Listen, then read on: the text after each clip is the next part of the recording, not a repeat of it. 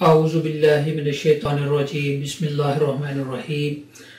Islamic programme صراط مستقیم کے ساتھ آپ کی خدمت میں حاضر ہوں۔ آپ لوگوں کا بہت شکریہ کہ آپ لوگوں نے پہلے پروگرام کو پسند کیا اور کمنٹ سیکشن میں جو ہے بہت سارے سوالات کیے، بالخصوص جس میں آپ لوگوں نے اپنے روزمرہ زندگی کے مسائل اور مشکلات کا حل کے بارے میں وظائف کا سوال کیا۔ یہ یقیناً آپ جو ہے کمنٹ سیکشن میں جو ہے وہ سوالات پوچھ سکتے ہیں۔ ہم انشاءاللہ قرآن و حدیث کی روشنی میں اور اسماء الحسنہ کے ساتھ جو ہے آپ کو ان مسائل کا حل بتائیں گے۔ آج جو ہے ہم ایک حدیث پاک کا مطالعہ کریں گے۔ جامع ترمذی میں حضرت ابو ہریرہ رضی اللہ تعالیٰ عنہ سے روایت ہے، رسول اللہ صلی اللہ علیہ وآلہ وسلم نے فرمایا، من غشنا فلیس منا، جس نے ملاوٹ کی وہ ہم میں سے نہیں۔ اس کی تشریح میں فرماتے ہیں کہ آپ صلی اللہ علیہ وآلہ وسلم ایک دفعہ بازار میں جا رہے تھے تو ایک اناج والے کے پاس سے گزرے تو آپ صلی اللہ علیہ وآلہ وسلم نے اپنا ہاتھ مبارک جو ہے غلہ کے اندر ڈالا تو آپ صلی اللہ علیہ وآلہ وسلم کا ہاتھ مبارک جو ہے وہ گیلا ہو گیا۔ تو آپ صلی اللہ علیہ وسلم نے اس شخص کو کہا کہ تم نے اس کو ظاہر کیوں نہیں کیا؟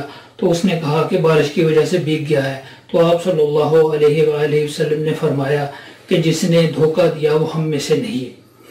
آج کل کیونکہ نفسا نفسی کا دور ہے تو اس میں دھوکے کی اگر وسیع پیمانے میں اگر دیکھیں تو اس میں صرف اناج کا دھوکہ نہیں ہے، اس میں ناپ تول کا دھوکہ نہیں ہے، اس میں بہت ساری چیزیں ایسی ہیں کہ جو دھوکے کے زمرے میں آ جاتی ہیں، جس میں معاشرت اور معاشی اور سماجی لحاظ سے بہت ساری چیزیں ہیں جو اس تناظر میں ہم اس کو دیکھ سکتے ہیں۔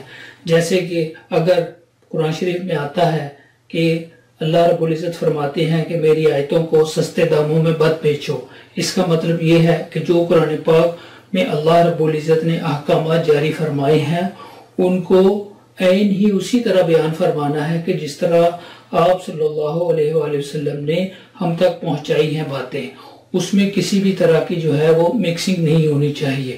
اس لیے ہم کو معاملات میں جو ہے بہتری رکھنی چاہیے۔ اس میں صرف یہی چیزیں نہیں آ جاتی کہ جیسے ایک عام فہم سی بات ہے کہ جی آٹے میں مکسنگ ہو گئی یا بیسن میں مکسنگ ہو گئی یا دالیں وغیرہ میں ہو گئی۔ اس کے علاوہ اناج کے علاوہ بھی جو ہماری زندگی کے معاملات چل رہے ہیں جس میں رشتہ داریاں ہیں، ہمسائیگی ہیں، لین دین ہے، کاروبار ہے، معیشت ہے، معاشرت ہے، اس سب کو بھی جو ہے ہم نے اس تناظر میں دیکھنا ہے، کیونکہ آپ صلی اللہ علیہ وسلم نے واضح فرما دیا کہ وہ ہم میں سے نہیں، جو نہیں تو پھر اس کا ٹھکانہ جو ہے وہ جنت نہیں ہوگا، اس کے لیے بہت سارے مسائل اور پریشانیاں آ جائیں گی۔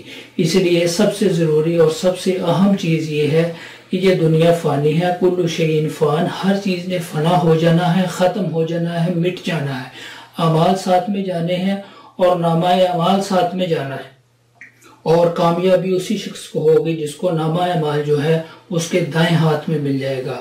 اگر خدا نہ خواستہ کسی بشری تقاضے کی وجہ سے کوئی گناہ کر کے کل کو ایسی صورتحال پیدا ہو گئی کہ نامہ اعمال جو ہے وہ بائیں ہاتھ میں آ گیا تو بربادی، ہلاکت، مصیبت، پریشانی کے علاوہ کچھ حاصل نہیں ہوگا۔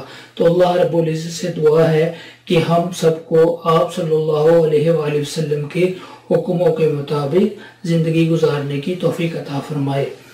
آپ لوگوں کا بہت شکریہ۔ انشاءاللہ اگلے پروگرام میں نئے موضوع کے ساتھ حاضر ہوں گے۔ السلام علیکم ورحمۃ اللہ وبرکاتہ۔